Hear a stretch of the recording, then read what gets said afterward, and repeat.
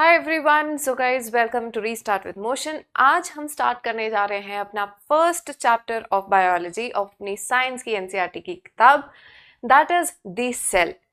Cell ऐसा chapter है जो कभी तुम्हारा पीछा नहीं छोड़ने वाला जब तक तुम बायो पढ़ोगे, ठीक है। और अगर नहीं भी पढ़ोगे तो सेल के बारे में तुम हमेशा सुनते रहोगे। चलिए, अब सेल को हम गाइस बोलते हैं बेसिक यूनिट ऑफ लाइफ, क्योंकि लाइफ तब स्टार्ट हुई जब मॉलिक्यूल्स ने मिलके एक सेल जैसा स्ट्रक्चर बनाया। सो ऐसा नहीं है कि सेल को हम फर्दर तोड़ नहीं सकते, तोड़ बिल्कुल सकते हैं। It will break down into वही तुम्हारे केमिस्ट्री वाले इलेक्ट्रॉन्स, प्रोटॉन्स एंड न्यूट्रॉन्स, है ना। एटम्स बनेंगे, बहुत सारे मॉलिक्यूल्स होते हैं इनके अंदर।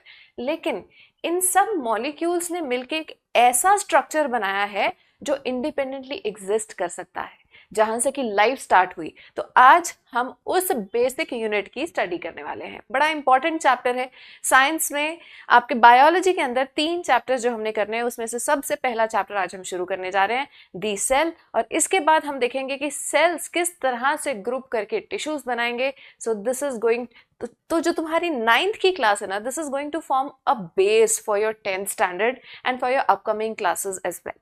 ठीक है, तो करें फिर स्टार्ट। तो नोट्स तुमने मेरे साथ साथ बनाने हैं, ठीक है। तो अपनी कॉपी उठा लो, अपनी 2-3 कलर के पेन से उठा लो, पर बहुत ज्यादा नहीं उठाने हैं, ठीक है। और अपनी एनसीईआरटी को अभी साइड पे रख दो, एनसीईआरटी को हम बाद में समझेंगे।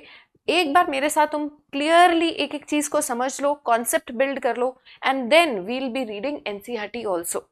ठीक है, तो आज के लेक्चर में हम अपनी कॉन्सेप्ट बिल्डिंग करने वाले हैं about the chapter fundamental unit of life, यानी कि जहां से हमारी लाइफ स्टार्ट होती है। तो सबसे पहली चीज तो देखो, सेल को हम बोलते हैं structural and functional unit of life. 2 चीजें हैं। देखो, जब भी तुमने बायोलॉजी पढ़नी है या कोई भी सब्जेक्ट पढ़ना है, पढ़ने में और अपने एग्जाम्स के लिए पढ़ने में एंड डिटेल में पढ़ने में और अखबार पढ़ने में बहुत फर्क होता है। अब when we are reading a newspaper, I will simply go through the cell is called the structure and functional unit of life, मैं आगे चल पड़ी। पर नहीं, जब हम साइंस पढ़ रहे हैं तो हम एक एक वर्ड को डिकोड करेंगे, ठीक है। तो कैसे पढ़ना है, ये सारी चीजें हमने अभी से सीख लेनी है, क्योंकि आदतें बनने में टाइम लगता है, ठीक है। लेकिन you need to build this habit कि एक भी वर्ड को हमने इग्नोर नहीं करना। आ जाओ फिर इसी नोट पे। तो क्यों कहते हैं इसको structural and functional unit of life? देखो, स्ट्रक्चरल यूनिट ऑफ लाइफ का मतलब ऐसे कोई भी स्ट्रक्चर तुम्हारी बॉडी में नहीं है जिसको तुम ऑर्गन बोलो या जिसको तुम टिश्यू बोलो या ऑर्गेनिज्म जो बनाता है, कि जो सेल से ना बना हो, ठीक है। जो चीज सेल से नहीं बनी वो लाइफ नहीं है। अब तुम वायरस को ही देख लो, है ना। पर हम वायरस को नहीं छेड़ेंगे। हम बात कर रहे हैं कि जो भी हमारी बॉडी है, वो लिविंग बॉडी जो भी है, चाहे वो प्लांट्स हैं चाहे वो एनिमल्स हैं, सबकी बॉडी बेसिकली किसकी बनी हुई है? सेल की बनी हुई है। दूसरा हमने कहा कि it is the functional unit of life. क्यों बोला फंक्शनल यूनिट? क्योंकि आपकी बॉडी में ऐसा कोई काम नहीं हो रहा जो सेल ना करे, लेकिन हम कहें कि बॉडी कर रही है। आप खाना खाते हो क्योंकि आपको भूख लगती है, लेकिन दरअसल वो भूख किसको लग रही है? वो न्यूट्रिएंट्स किसको चाहिए? वो सेल को चाहिए, है ना। हम सांस ले रहे हैं, हमें ऑक्सीजन चाहिए। क्यों? क्योंकि बेसिकली वो ऑक्सीजन हमने सेल्स तक पहुंचानी है ताकि वो एनर्जी बना सके। कार्बन डाइऑक्साइड क्यों रिलीज कर रहे हैं? क्योंकि सेल्स ने एनर्जी बनाते समय वो CO2 रिलीज की, जिसको तुम्हें बाहर फेंकना पड़ रहा है। आई यू गेटिंग दैट? ऐसा कोई भी काम तुम्हारी बॉडी में नहीं हो रहा जो कि अल्टीमेटली सेलुलर लेवल पे ना होता हो। Is this clear? So why do we call this as functional unit of life? Because देखो, because all living cells, all living organisms are composed of one or more cells. अगर किसी की body single cell की बनी है तो उस organism को हम क्या बोल देंगे?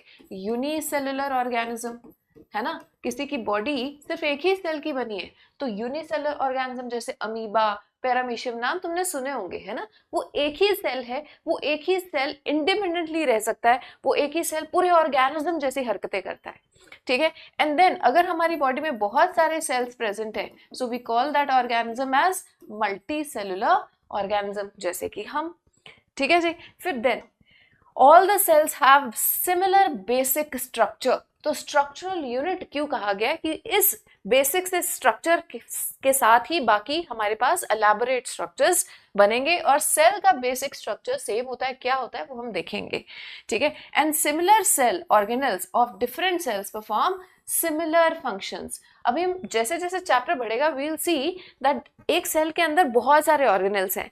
अब वो ऑर्गेनल जैसे माइटोकॉन्ड्रिया, शायद तुमने नाम सुना हो, है ना। अब वो माइटोकॉन्ड्रिया किसी के भी सेल में हो, काम उसने सेम ही करना है। तो सिमिलर सेल ऑर्गेनल्स, जो सेल ऑर्गेनल्स हैं, सेम ऑर्गेनल्स हैं, वो कितने भी डिफरेंट सेल्स क्यों ना हो, हमारे पास डिफरेंट डिफरेंट सेल्स है, we have RBC, we have nerve cells, we have muscle cells, है ना, वी हैव फैट सेल्स, जो मर्जी सेल हो, लेकिन एक सेल के अंदर अगर इन चारों सेल्स के अंदर का मैं माइटोकॉन्ड्रिया देखूंगी तो सबका माइटोकॉन्ड्रिया काम तो सेम ही करेगा। तो डिफरेंट सेल्स के बीच में जो सेम ऑर्गेनल्स प्रेजेंट हैं वो सेम काम करते हैं। Is this point clear? So और कोई भी काम बॉडी में ऐसा नहीं हो रहा जो कि कौन नहीं कर रहा, सेल ना कर रहा हो। Is that clear? So that is why we call cell as a structural unit. अब ये सेल की स्टोरी शुरू कहाँ से होती है? ये स्टोरी शुरू होती है हमारे रॉबर्ट हुक के साथ, ठीक है। ये स्टोरी शुरू होती है रॉबर्ट हुक के साथ इन 1665, जब उन्होंने अपना एक खुद का माइक्रोस्कोप बनाया और माइक्रोस्कोप के नीचे उन्होंने कॉर्क के सेल को ऑब्जर्व कर लिया। अब कॉर्क का सेल किससे होता है? Bark of the cell, tree की बाहर वाली आउटर कवरिंग होती है ना जो उतरती रहती है ना, दैट इज कॉल्ड बार्क, ठीक है। उसी को कॉर्क भी कह देते हैं, उसी को क्या कह देते हैं? कॉर्क। तो इन्होंने जब कॉर्क सेल्स को ऑब्जर्व किया तो इनको कुछ इस तरह का स्ट्रक्चर नजर आया, मतलब जैसे मधुमक्खी का छत्ता होता है ना, बी हाइव जैसा स्ट्रक्चर, वैसा इनको नजर आया। It's a bee hive like structure, bee hive like structure नजर आया, यानी कि हनी कॉम्ब लाइक। इसको बी हाइव को क्या कह देते हैं? उसके छत्ते को हनी कॉम्ब लाइक स्ट्रक्चर नजर आया। तो उन्होंने कहा ये तो बीच बीच में खाली खाली डब्बे हैं, तो इन खाली खाली डब्बों को, कंपार्टमेंट्स को इन्होंने नाम दे दिया सेल। कंपार्टमेंट्स को क्या नाम दे दिया? सेल। सो बेसिकली जो उन्होंने ऑब्जर्व किया था कॉर्क का cell, this is a dead cell. So Robert Hooke ने कौन सा सेल डिस्कवर किया है? डेड सेल डिस्कवर किया, लेकिन वो सेल कैसा था? डेड सेल था। किसका था? कॉर्क का था। ये सारी चीजें तुम्हें पता हो। पहला सेल रॉबर्ट हुक, ठीक है, सेल्फ डिजाइंड माइक्रोस्कोप के अंदर क्या ऑब्जर्व किया था? Cork cell. कैसा था वो? डेड सेल था। कैसा स्ट्रक्चर नजर आया था उनको? मधुमक्खी के छत्ते जैसा, यानी honeycomb like structure. So are these points clear? So उन्होंने हनी कॉम्ब लाइक स्ट्रक्चर देखा और इन्होंने टर्म कॉइन कर दी सेल। सेल का मतलब क्या होता है? कंपार्टमेंट, ठीक है ना। अब और ये चीज उन्होंने एक्सप्लेन की अपनी ही किताब में जिसका नाम है माइक्रोग्राफिया, ठीक है। So basically he observed the dead cells. अब तुम देखते जाना, जैसे जैसे हमारी टेक्नोलॉजी एडवांस होती जाएगी हमारी अंडरस्टैंडिंग बेटर होती जाएगी, है ना। तो चलो आगे देखते हैं। सो इस तरह से हमारे पास क्रोनोलॉजी आई। देखो रॉबर्ट हुक, फिर Anton von Leeuwenhoek. Anton von Leeuwenhoek was that first person who discovered the living cell. देखो इन्होंने क्या डिस्कवर किया था? इन्होंने डिस्कवर किया था डेड सेल। इधर से आया हमारे पास डेड सेल, है ना, लेकिन first living cell was observe by Leeuwenhoek. इन्होंने बैक्टीरिया देखा सबसे पहले, इन्होंने आरबीसीज देखे, इन्होंने ह्यूमन स्पर्म देखा, तो ये सारे सेल्स इन्होंने ऑब्जर्व किए। तो पहला लिविंग सेल किसने ऑब्जर्व किया है? एंटन von Leeuwenhoek. And then Rudolf बर्चॉप आए, फिर नॉलेंड रस्का। ये वो पर्सनालिटीज हैं जिन्होंने हमें इलेक्ट्रॉन माइक्रोस्कोप बना के दिया। And after the discovery of electron microscope the complete understanding about the cell and many other things entirely changed, है ना। This was a big revolution. 1931 में बना है, बहुत ज्यादा पुराना है नहीं। चलिए बट तुम देखो कि जो अंडरस्टैंडिंग हमारी पिछले 100 साल में थी वो 1931 से लेके अब तक हमने कितनी ज्यादा एडवांसमेंट कर लिया है, ऑल थैंक्स टू टेक्नोलॉजी। मतलब हमारा रेट ऑफ अंडरस्टैंडिंग, हमारी स्पीड ऑफ अंडरस्टैंडिंग, हमारी डेप्थ कितनी ज्यादा बढ़ चुकी है because of this electron microscope, ठीक है। चलिए आगे बढ़ते हैं। अब 1838 और 1839 दुनिया के दो अलग अलग कोनों में बैठे, one was the botanist named Schleiden and another was a zoologist named Schwann। तो Schwann and Schleiden, ठीक है, Schleiden was botanist यानी कि प्लांट्स को पढ़ते थे, एंड zoologist वो होता है जू मतलब जानवर, ठीक है, ये एनिमल्स को पढ़ते थे, ठीक है। दुनिया के अलग अलग कोने में बैठे इन दोनों ने सेम स्टडी की। उन्होंने प्लांट्स को देखा बहुत सारों को और कहा कि भाई मैं तो जितने प्लांट्स को पढ़ रहा हूँ सब प्लांट्स किसके बने हुए हैं? सेल्स के। श्वान ने कहा भाई मेरा भी यही सीन है, मैं जितने भी एनिमल्स को स्टडी कर रहा हूँ सबकी बॉडी किसकी बनी हुई है, सेल्स की। दोनों ने हाथ मिलाया और बन गई हमारे पास सेल थ्योरी। ठीक है, तो सेल थ्योरी के 3 कॉन्सेप्ट्स हैं। सेल थ्योरी क्या कहती है कि एवरी लिविंग ऑर्गेनिज्म, देखो सेल थ्योरी क्या कह रही है, एवरी लिविंग थिंग या living organism is made up of 1 और more cells. This is the first point of cell theory, कि जितने भी लिविंग बींग्स हैं, चाहे वो प्लांट्स हैं, एनिमल्स हैं, इनकी बॉडी किसकी बनी हुई है, एक या एक से ज्यादा सेल्स की। दूसरी बात उन्होंने कही कि cells carry out the functions, तो ये जितने भी काम जिंदा रहने के लिए चाहिए ये कौन कर रहा है, सेल्स कर रहे हैं। Is this clear? बाद में इन दोनों के बाद में एक और साइंटिस्ट आए, रुडोल्फ वर्चोव। रुडोल्फ वर्चोव। अब रुडोल्फ वर्चोव ने कहा कि भाई ठीक है सबकी बॉडी सेल्स की बनी हुई है, लेकिन ये सेल्स आते कहाँ से हैं, ये श्वान एंड श्लीडन नहीं बता पाए थे। ठीक है ना, तो ये रुडोल्फ वर्चोव ने आंसर ढूंढा कि जितने भी सेल्स हैं ये पिछले सेल्स से ही पैदा होते हैं, यानी एक जो सेल है वो डिवाइड करके आगे नए सेल्स बनाएगा। So all cells come from the pre existing cells, cells come from only from the other living cells, यानी प्री एग्जिस्टिंग सेल्स। ये किसने बताया था, रुडोल्फ वर्चोव ने बताया था। और रुडोल्फ वर्चोव ने इसको अपनी भाषा में बोला था ओमनस, ओमनस सेलुला ए सेलुले, ओमनस सेलुला ए सेलुले। अब इसका मतलब क्या होता है ओमनस सेलुला ए सेलुले का, कि cells come from pre-existing cells, come from pre-existing cells. Is this point clear?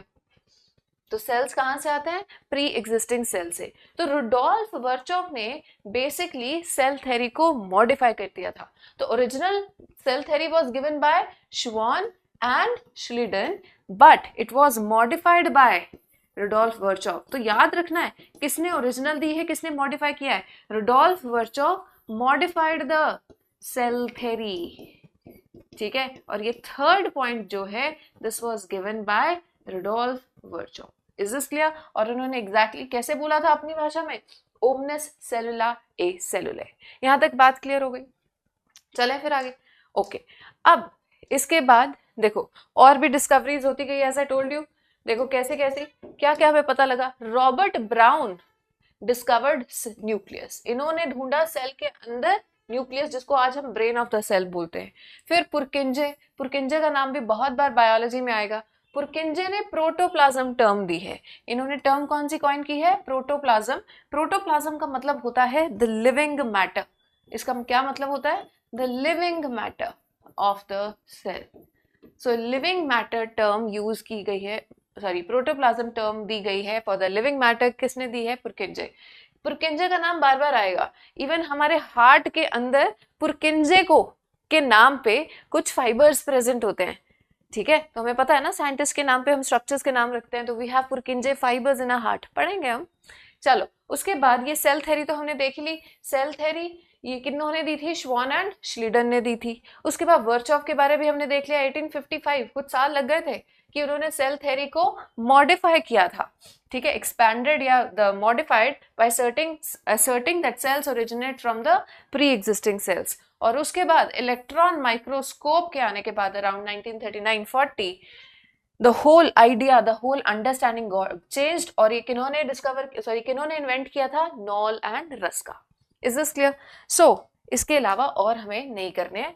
और ये आपकी बुक के अंदर फर्स्ट पेज पे दिया हुआ है एक पिक्चर ऑफ कंपाउंड माइक्रोस्कोप। ये क्या दिया हुआ है, कंपाउंड माइक्रोस्कोप, जो जरूर आपने अपनी लेबोरेटरीज में देखा होगा, है ना। ये कंपाउंड माइक्रोस्कोप है। कंपाउंड क्यों कह देते हैं, क्योंकि इसके अंदर 2 हमारे पास lenses होते हैं। Compound means more than one. So this is where you put your eye and this is under which you put the slide, है ना। So इसकी हेल्प से भी हम बहुत सारे बेसिक स्ट्रक्चर्स ऑब्जर्व कर सकते हैं। चलिए इसके बाद अब हम आते हैं कि ये जो सेल की हम बात कर रहे हैं, what is the basic organisation. तो सेल बना कैसा होता है, तो मोटा मोटा अगर हम देखें तो जो सेल का स्ट्रक्चर है उसके अंदर क्या क्या होना चाहिए। सबसे पहले तो एक ऐसी मेम्ब्रेन होनी चाहिए जो उसको बाकी के अपने आसपास के एनवायरनमेंट से अलग करे, है ना। This membrane is known as plasma membrane. ठीक है, हम अलग अलग तरह के सेल्स देखेंगे तो वील सी कि कईयों के पास प्लाज्मा मेम्ब्रेन के अलावा और भी मेम्ब्रेन्स होती हैं। ठीक है, लेकिन प्लाज्मा मेम्ब्रेन तो हर सेल के पास होनी ही होनी है। ऐसा कोई सेल नहीं है लिविंग सेल जो कहे कि मेरे पास प्लाज्मा मेम्ब्रेन नहीं है। सो ये बेसिक, हम बेसिक ऑर्गेनाइजेशन की बात कर रहे हैं। सो बेसिक ऑर्गेनाइजेशन में सबसे पहले हमारे पास एक मेम्ब्रेन आती है, this is called plasma membrane. ठीक है, उसके बाद सेकंड हमारा जो बेसिक स्ट्रक्चर है कि भाई बीच में कहीं एक ऐसा स्ट्रक्चर होना चाहिए जो इस पूरे सेल की एक्टिविटीज को कंट्रोल कर सके, and we call this as nucleus. ठीक है, जिसको कि हम बोल देते हैं ब्रेन ऑफ द सेल। यहां से ही सारी चीजें कंट्रोल होंगी। Is this clear? And then we have rest of the things around. यहाँ पे ये जो मैं ड्रॉ कर रही हूं ये है हमारा साइटोप्लाज्म। ये क्या है? हमारा साइटोप्लाज्म। अब ये वो साइटोप्लाज्म है जिसके अंदर सारी की सारी सेलुलर एक्टिविटीज होनी है। This is where all the activities are going to take place. This is the playground you can say. ठीक है, यहाँ पे एक्टिविटीज होनी है, यहीं पे ऑर्गेनल्स भी प्रेजेंट होंगे, यहाँ पे ऑर्गेनल्स भी होंगे। अगर तुम्हें थोड़ी सी एक्स्ट्रा चीज बता दूं, देखो इसके अंदर ना दो चीजें होती है। एक होती है जेली लाइक, बेसिकली ये क्या है? जेली लाइक है, and this jelly like structure is called cytosol. ये जो जेली है साइटोसोल, इसके अंदर यहाँ पे जो स्ट्रक्चर्स रखे होंगे, इन स्ट्रक्चर्स को हम बोल देते हैं ऑर्गेनल्स। इन स्ट्रक्चर्स को क्या बोल देते हैं? ऑर्गेनल्स। तो ऑर्गेनल्स एंड वो जेली मिला के क्या बनता है? साइटोप्लाज्म बनता है। और सारी एक्टिविटीज मोस्टली कहाँ पे होनी है? साइटोप्लाज्म के अंदर होनी है।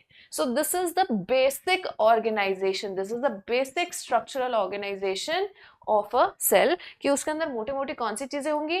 प्लाज्मा मेम्ब्रेन होगी जो कि लिमिट करेगी उसको, न्यूक्लियस होगा जो कि कंट्रोल करेगा, और किसको कंट्रोल करेगा? सारी एक्टिविटीज को जो कहाँ हो रही हैं? हमारे साइटोप्लाज्म के अंदर हो रही है। बात क्लियर?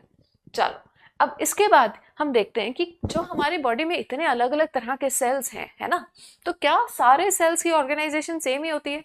देखो बेसिक ऑर्गेनाइजेशन की प्लाज्मा मेम्ब्रेन होगा, न्यूक्लियस होगा, साइटोप्लाज्म होगा, ये सेम है, लेकिन जरूरत के हिसाब से सेल्स को मॉडिफाई होना पड़ता है ना। ना फॉर एग्जाम्पल देखो, हम सबका घर वही बेसिक कंपोनेंट्स का ही बना ना, ब्रिक्स हैं, सीमेंट है, लोहा भी होगा उसमें, मतलब ये बेसिक से इंग्रेडिएंट्स, राइट। लेकिन जरूरत के हिसाब से हमने कहीं पे दीवार खड़ी करनी है, कहीं पे दीवार नहीं करनी है, कहीं पे जगह छोड़ देनी है दरवाजे के लिए, इजंट इट? सो इसी तरह से जरूरत के हिसाब से, प्लीज अंडरस्टैंड, ये जो दो चैप्टर्स है ना तुम्हारा, सेल एंड टिश्यू, ये बेसिक स्ट्रक्चर है तुम्हारी बॉडी का। तो जब भी स्ट्रक्चर की बात आएगी तो we have to think of it like an architecture of the body. ठीक है, सो जैसे घर में तुम जरूरत के हिसाब से कोई वहां पे स्ट्रक्चर क्रिएट करते हो, इसी तरह से हमारी बॉडी के अंदर भी जो सेल्स होंगे वो जरूरत के हिसाब से ही प्रेजेंट होंगे। क्लियर? चलो देखो, so are all cells of a multicellular organism same? क्या हमारे सारे सेल्स सेम होते हैं? बिल्कुल नहीं होते। क्या उन सारे सेल्स की बेसिक ऑर्गेनाइजेशन सेम होती है? बिल्कुल होती है। लेकिन वो डिफरेंट कैसे हो जाते हैं, उनकी डिटेल्स अलग क्यों हो जाती हैं? क्योंकि उन्हें अलग अलग काम करने हैं। अब तुम देखो, हमारे जो मसल सेल्स है ना, बहुत भाग दौड़ करनी है हमें, तो हमारे मसल सेल्स के अंदर कॉन्ट्रैक्शन के लिए बहुत सारा कैल्शियम होना चाहिए, राइट। तो वो कैल्शियम जहां पे स्टोर करना है, लेट्स से एंडोप्लाज्मिक रेटिकुलम, वो ज्यादा होगा। ठीक है, जहां पे, और एंडोप्लाज्मिक रेटिकुलम हम देखेंगे कि इन स्ट्रक्चर्स के सेल के अंदर जो ऑर्गेनल्स हैं वो जो काम करते हैं, जहां पे वो काम ज्यादा होना है वहां पे उनका नंबर भी ज्यादा होता है। अब किसी को अगर ज्यादा एनर्जी चाहिए तो वहां पे ज्यादा माइटोकॉन्ड्रिया प्रेजेंट होगा। Are you getting that? तो इस तरह से थोड़े थोड़े चेंजेस करते हुए हमारा सेल का जो डिटेल्ड स्ट्रक्चर है वो डिफरेंट हो जाता है, शेप डिफरेंट हो जाती है। Are you getting that? लंबे लंबे जगह पे उसको डिस्टेंसेस कैरी करने हैं, तो सेल को खुद भी क्या होना पड़ेगा? लंबा होना पड़ेगा, जैसे कि हमारा neuron cell. Are you getting that? So, are all cells of the multicellular organism same? Answer is no. Answer is no. क्यों नो? क्योंकि उसको अपने काम के हिसाब से स्पेशलाइज होना होगा। अब तुम देखो, जो हमारा मसल सेल होता है, मसल सेल्स हमारे स्पिंडल लाइक होते हैं, मतलब इलोंगेटेड सेल्स होंगे, स्पिंडल लाइक। इलोंगेटेड कह लो, ठीक है। कैसे? कई तरह की मसल सेल्स भी हैं जिसको हम नेक्स्ट चैप्टर में पढ़ने वाले हैं। अब कौन सी मसल है उसके हिसाब से भी फर्क पड़ेगा। जो हमारी वॉलंटरी मसल्स के सेल्स होते हैं ये सिलिंड्रिकल होते हैं। जो आपकी पेट की मसल है यानी कि इनवॉलंटरी मसल है उसका स्ट्रक्चर डिफरेंट होगा। Are you getting it? So we have different type of structures. ये मैं इनवॉलंटरी मसल का फाइबर बना रही हूँ। तुम्हारे जो ब्लड सेल्स होते हैं ये देखो, ये ऐसे बाय कनकेव शेप के होते हैं, ठीक है। तुम्हारे नर्व सेल्स जो है यानी कि neurons, these are the longest cells of the body, longest cell है ये। Are you getting that? And then fat cells specially बने हैं फैट को स्टोर करने के लिए। इन सब सेल्स के जो मैंने यहाँ पे नाम लिए हैं इनका डिटेल हमारे पास अगले चैप्टर में आएगा कि ये क्या काम कर रहा है, किस तरह का इसका डिटेल्ड स्ट्रक्चर है। लेकिन फिलहाल हमने एक सेल का बेसिक स्ट्रक्चर पढ़ना है कि वो कैसा होता है। लेकिन ये जरूर है कि उस बेसिक स्ट्रक्चर में मॉडिफिकेशन तो आएगी। Is that clear? चलें आगे फिर। अब देखो इसी तरह से हमारे हार्ट के सेल्स डिफरेंट होंगे क्योंकि उनको ब्लड पंप करना है। हमारे न्यूरॉन्स ने जिन्होंने ब्रेन एंड स्पाइनल कॉर्ड बनाना है फॉर कंट्रोल एंड कोऑर्डिनेशन वो ऑफ कोर्स डिफरेंट है, ठीक है। और इसी न्यूरॉन को डिटेल में, इस नर्वस टिश्यू को हम डिटेल में करेंगे अगले चैप्टर के अंदर। चलो, so the clear understanding is कि नो, हमारे सारे सेल्स एक जैसे नहीं होते हैं। क्यों नहीं होते हैं? Because we need division of labour, है ना। और इस डिवीजन ऑफ लेबर, डिवीजन का मतलब क्या होता है? लेबर होता है काम, डिवीजन मतलब काम को डिवाइड कर देना। जब हम काम को डिवाइड करके करते हैं तो हर बंदे के पास एक स्पेशलाइजेशन आती है उस काम की, इजंट इट? अब एक ही टीचर एसएसटी, इंग्लिश, पंजाबी सब कुछ पढ़ाना शुरू कर देगा, फिजिक्स भी, केमिस्ट्री भी, तो वो स्पेशलाइजेशन नहीं होगी। ठीक है 9-10 तक थोड़ा पढ़ा लो, बट भाई मजा तो तभी आता है ना जब एक स्पेशलाइज्ड कोई पढ़ा रहा हो, राइट। तो इसी तरह से हमारे सेल्स के अंदर भी डिविजन ऑफ लेबर आएगी जब अलग अलग सेल्स अलग अलग तरीके से स्पेशलाइज होंगे for performing different functions. They have to perform different functions. Is this clear? चलो, नाउ अब हम आते हैं अपने सबसे पहले स्ट्रक्चर पे, that is the plasma membrane, जिसको हम सेल मेम्ब्रेन भी बोल देते हैं, जिसको कि प्लाज्मा लेमा भी बोला होता है। देखो मैंने जब स्टार्ट किया था तो आई टोल्ड यू कि I want to start with 9th and 10th because I want to build that foundation जो हायर क्लासेस में चाहिए होती है ना, जो वहां पे जाके हम शुरुआत करते हैं और लगता है कि यार ये पहले होना चाहिए था।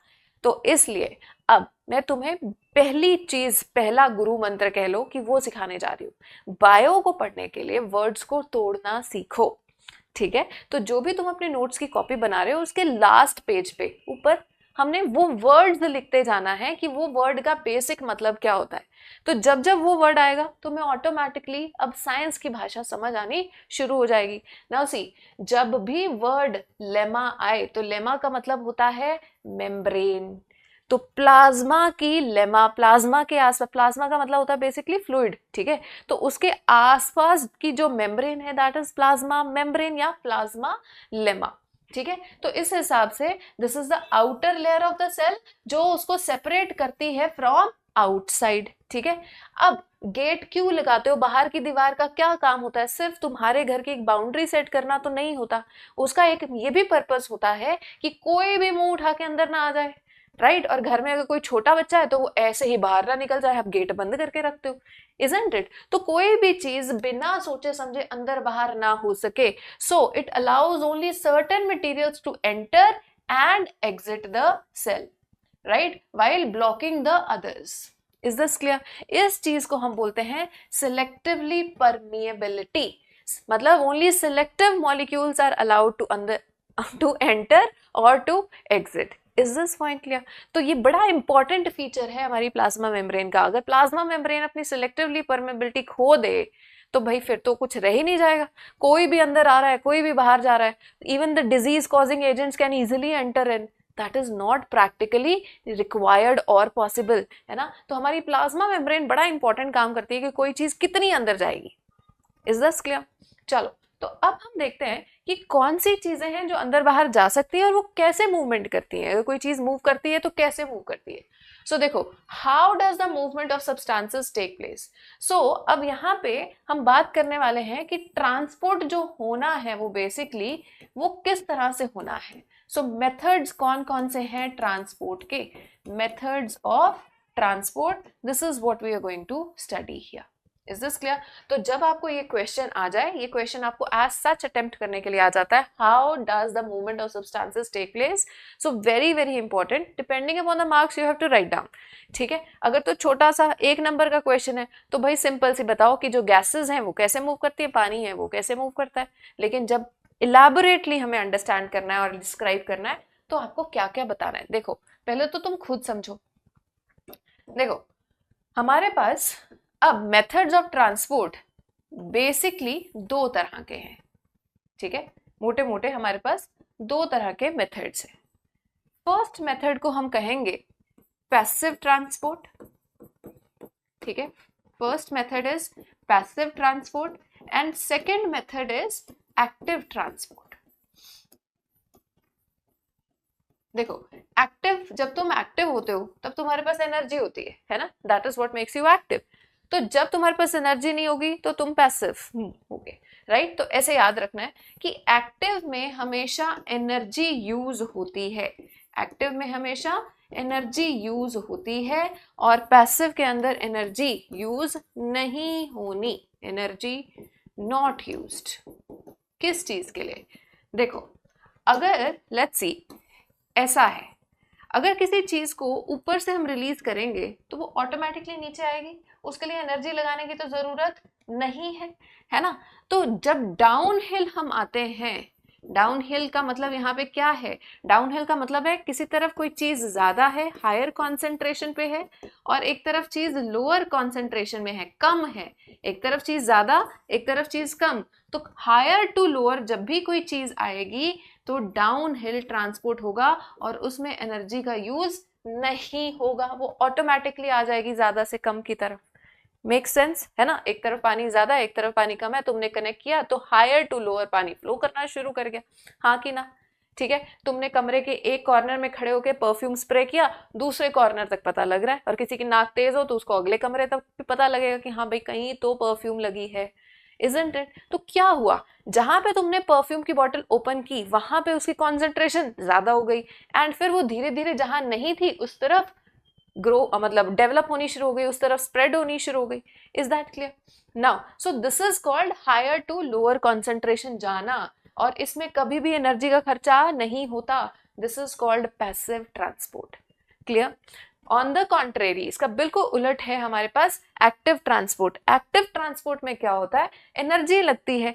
क्यों भाई, क्यों लगती है? क्योंकि जब भी तुम्हें देखो नीचे से चीज को ऊपर की तरफ लेके जाना होगा तो एनर्जी लगेगी, है ना. सो जब भी चीज लोअर से लोअर टू हायर जाती है, यानी कि अप हिल जाती है, तो हमेशा एनर्जी यूज होती है.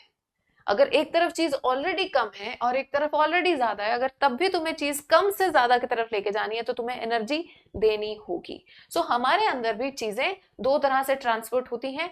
एक हायर टू लोअर, तो उसमें एनर्जी नहीं लगेगी, पैसिव ट्रांसपोर्ट होगा. और अगर लोअर टू हायर भी भेज रहे हो तो एनर्जी का खर्चा तो लगेगा. Is this point clear?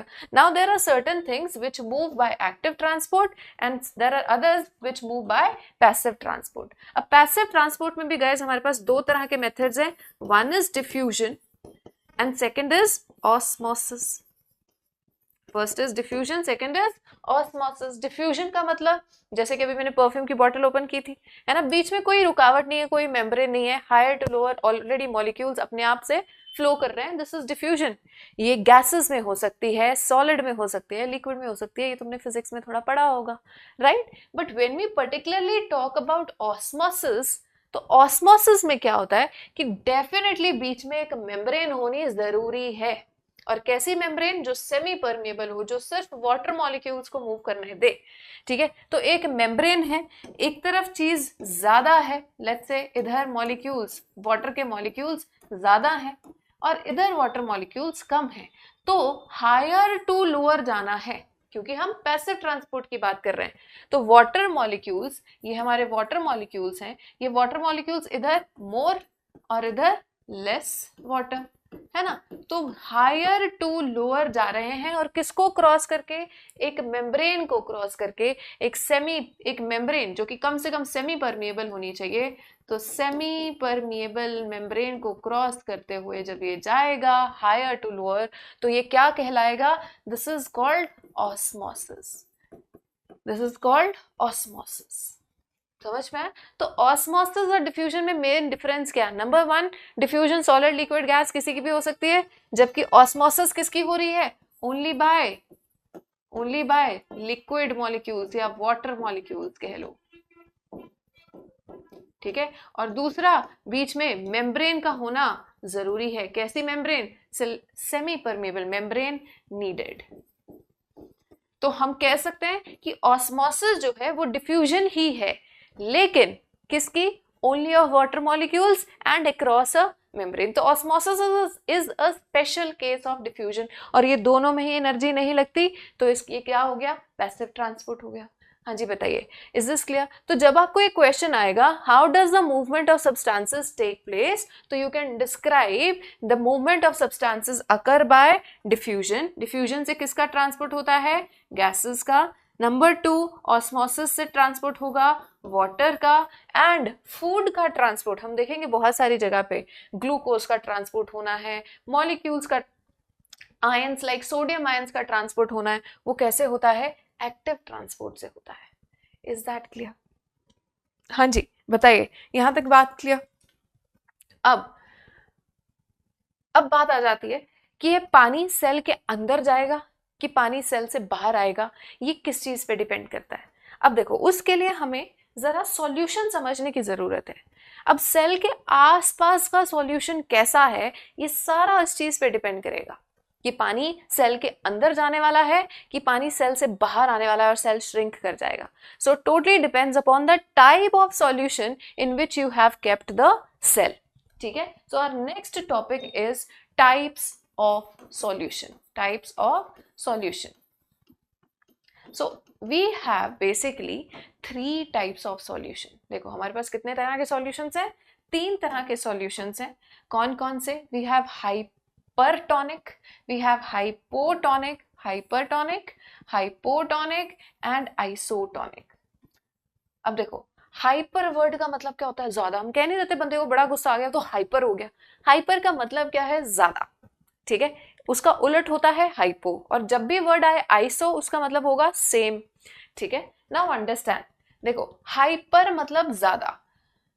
क्या ज्यादा? हाइपर का मतलब, देखो ये रेड कलर के तुम्हें सेल्स नजर आ रहे हैं, ठीक है, इसके बाहर का जो फ्लूइड है, जो सॉल्यूशन है, उसके अंदर ये जो छोटे मॉलिक्यूल्स हैं, these are the water molecules, ठीक है, and these green structures they are shown to be the solute molecule. ठीक है, तुम्हें पता है ना सॉल्यूशन कैसे बनता है? सॉल्यूट और सॉल्वेंट को मिला के, तो पानी हमारा सॉल्वेंट है, एंड ये जो बड़े बड़े मॉलिक्यूल्स ग्रीन कलर के दिखाए गए हैं ये सॉल्यूट है। Let it be sugar, salt, पानी में नमक डाल दिया तो नमक क्या है? सॉल्यूट है ना। Now see, it could be anything, salt और शुगर, व्हाटएवर। तो मैंने एक शुगर या फिर सॉल्ट सॉल्यूशन बनाया, ऐसा बनाया कि मैंने बहुत ज्यादा नमक डाल दिया उसमें। ठीक है, अब ज्यादा या कम चीज क्या होती है? ये हमेशा रिलेटिव टर्म्स होती हैं। मान लो कि see this is red colour का सेल है ना, रेड कलर का सेल है। तुम देखो, रेड कलर के सेल के अंदर ये सॉल्यूट सॉल्ट कंटेंट कम है, और बाहर मैंने कितना नमक डाल दिया, है ना, तो ये हो गया हमारा हाइपरटोनिक। तो हाइपर मतलब ज्यादा। जब हमारे सॉल्यूशन के अंदर सॉल्यूट, सॉल्ट या शुगर, कुछ भी सॉल्यूट जो है वो सेल के कंपैरिजन में ज्यादा होता है। ठीक है, हाइपर मतलब मोर सॉल्यूट, ज्यादा क्या होगा? सॉल्यूट होगा इन सॉल्यूशन, तो ऑटोमेटिकली क्या होगा? देयरफॉर पानी हमारा कम हो जाएगा, पानी विल बी लेस। तो तुम देखो बाहर की तरफ पानी कम हो गया है। हाइपरटोनिक में इस चीज का याद रखना है, हाइपरटोनिक में लेस वाटर होगा। ठीक है, अब पानी अगर बाहर कम है, सेल में ज्यादा होगा, तो क्या होगा भाई? पानी हमेशा हायर टू लोअर जाने वाला है, तो पानी सेल से बाहर आ जाएगा। बताओ आएगा कि नहीं आएगा? पानी विल कम आउट। जब पानी बाहर आएगा तो सेल हमारा श्रिंक करेगा कि नहीं करेगा? करेगा। तो पानी के बाहर आने को गाइस हम कहते हैं एक्सऑस्मोसिस। क्या कहते हैं? एक्सऑस्मोसिस। तो जब भी, ये रूल है, जब भी, and it is basic science है ना, जब भी हाइपरटोनिक सॉल्यूशन में तुम एक सेल को रखोगे तो पानी बाहर आ जाएगा, यानी एक्सऑस्मोसिस हो जाएगी और सेल श्रिंक हो जाएगा। This is going to happen. ठीक है, तो अगर आपने किसी सेल को एक बहुत ज्यादा नमक वाले पानी में रख दिया तो वो सेल श्रिंक हो जाना है। दूसरा हमारे पास टाइप ऑफ सॉल्यूशन आता है हाइपोटोनिक। हाइपोटोनिक सॉल्यूशन के अंदर क्या होगा? बाहर की तरफ मोर वाटर, ठीक है, लेस सॉल्यूट। किससे ज्यादा पानी? किसके कंपैरिजन में है? सेल के कंपैरिजन में। जो भी सेल तुमने उस सॉल्यूशन के अंदर रखा उसके सेल के कंपैरिजन में बाहर की तरफ क्या होगा? पानी ज्यादा होगा, सॉल्यूट कम होगा। ठीक है, तो अगर पानी बाहर ज्यादा है तो automatically that water is going to go in, yes और नो? पानी अंदर जाने वाला है। क्या हो रही है? पानी के अंदर जाने को हम कहेंगे एंड ऑस्मोसिस, और एंड ऑस्मोसिस होने से सेल स्वेल अप कर जाएगा। पानी अंदर भरेगा तो सेल स्वेलिंग होगी, यस और नो? ठीक है, अच्छा, तीसरी चीज, अब आइसो का मतलब होता है सेम। आइसो का मतलब क्या होता है? सेम। तो जब भी सेल और बाहर के सॉल्यूशन में अमाउंट ऑफ वाटर सेम होगा, आपने बनाना है ऐसा सॉल्यूशन कि सेल के अंदर जो कॉन्सेंट्रेशन है वही कॉन्सेंट्रेशन आपने बाहर रख दी, तो सेम कॉन्सेंट्रेशन ऑफ वाटर अगर होगा, same concentration of water in and out of the cell, तो ऐसे सॉल्यूशन को हम क्या कहते हैं? आइसोटोनिक सॉल्यूशन कहते हैं। तो ऐसे केस में क्या होगा? जब अंदर बाहर दोनों तरफ कोई चीज का लेवल सेम है, कॉन्सेंट्रेशन सेम है, तो भाई there will be no movement at all, no movement of water, right? जिससे कि क्या होता है? सेल का स्ट्रक्चर सेम रहता है, नॉर्मल साइज रहता है। नाउ इट्स वेरी इंपॉर्टेंट, अगर आप किसी सेल के स्ट्रक्चर को सेम रखना चाहते हो, मान लो मैंने अपने आरबीसीज निकाले, जब आप ब्लड क्या कहते हैं, ब्लड डोनेट करते हो तो उन सेल्स को स्टोर किया जाता है। तो उन सेल्स को कौन से सॉल्यूशन में स्टोर करोगे ताकि वो जैसे हैं वैसे के वैसे रहेंगे? आइसोटोनिक में। किसी भी सेल के स्ट्रक्चर को मेंटेन करना हो, सेम रखना हो, तो कौन से सॉल्यूशन में डालोगे? आइसोटोनिक में। हाँ कि ना? मुझे late me no in the comment section कि तुम्हें ये कॉन्सेप्ट समझ आया है कि नहीं। ठीक है, इतना क्लियर है? सो जब भी सेल का हमने स्ट्रक्चर कंजर्व करना होता है, स्ट्रक्चर कंजर्व करना है, तो हम उसको हमेशा कौन से सॉल्यूशन में रखेंगे? आइसोटोनिक सॉल्यूशन में रखेंगे। Is that clear? ठीक है, अब आ जाओ, देखो एक बार।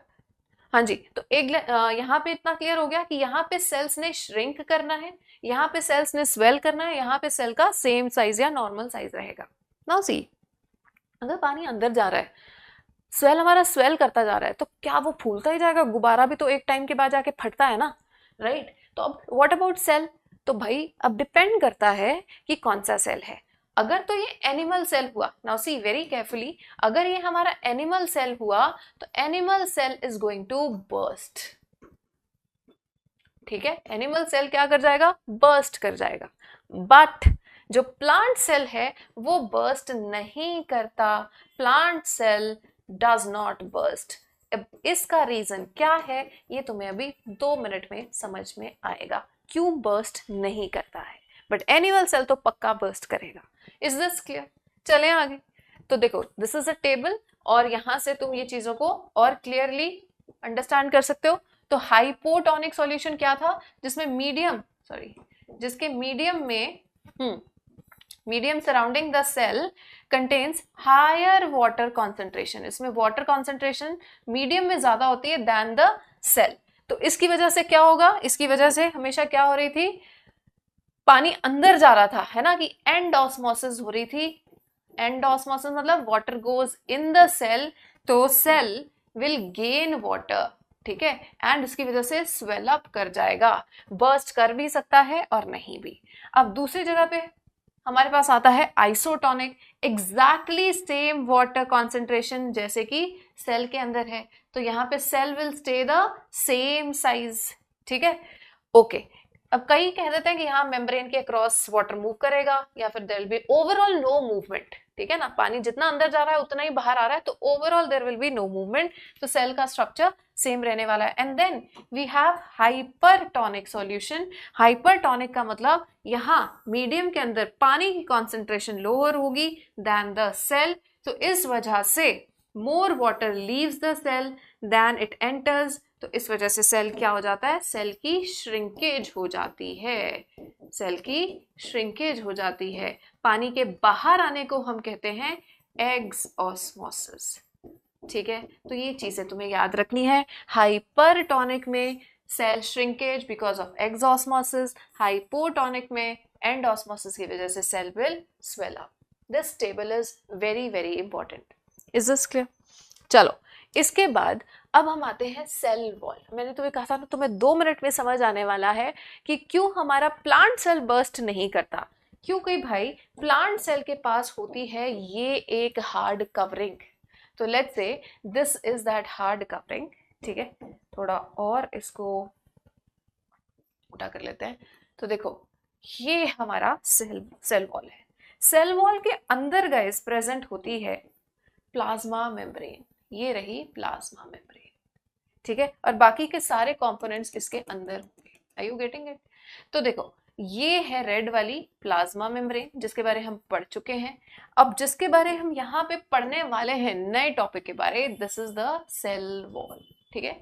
अब ये जो सेल वॉल है ना, this is rigid, this is very hard, this is rigid, ठीक है, और ये एक नॉन लिविंग लेयर है, एक नॉन लिविंग लेयर है, और ये बनी होती है एक स्पेशल कंपोनेंट की, लेट्स से सेलुलोस। इसके अंदर सेलुलोस नाम की शुगर प्रेजेंट होती है, और क्योंकि ये रिजिड है, क्योंकि ये हार्ड है, तो ये सेल का फ्रेमवर्क बनाती है, forms the framework of the cell, forms the framework of the cell.